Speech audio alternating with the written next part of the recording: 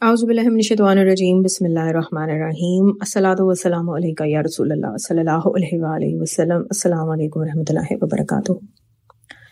So we have witnessed it unlimited times that whenever we recite salawat, especially during the travel, we are saved not only from all sort of accidents and mishaps, rather our travel becomes much better as compared to when we are not reciting salawat. So I will share two incidents. So as my father mentioned, some real life stories in his book of Durood, which is named as Nazr-e-Karam. In that book, he mentioned that one of the person, and I would say his name was Brother Sayyid, who lived in Lahore, Pakistan.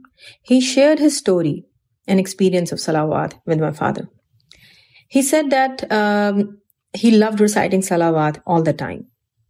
And in June 1995, he was traveling with his family from the city of Lahore to Mardan by a local bus.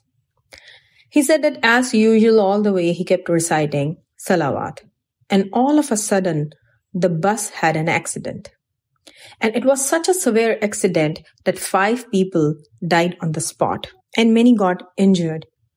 But Brother Sayyid and his family members, I think 4 of them were there, they were all safe. They didn't get hurt at all. Similarly, I will share an experience when I was young.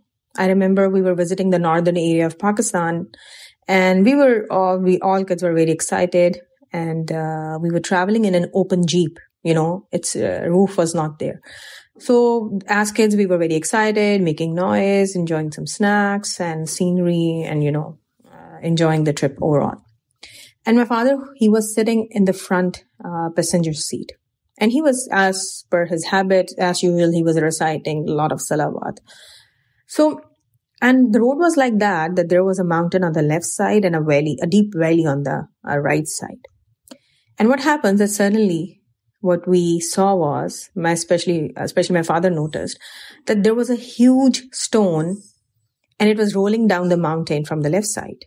And that instant, he knew that the stone would crush the jeep before falling into the valley, So what happens, it was like literally with the speed of a flash, it was a game of microseconds, that huge stone was coming right on us.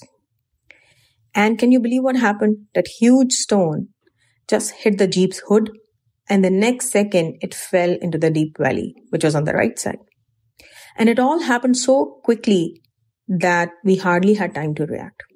Alhamdulillah, everyone was though in shock, but we were saved. My father, my late father, may Allah subhanahu wa ta'ala bless him with high ranks in Jannah.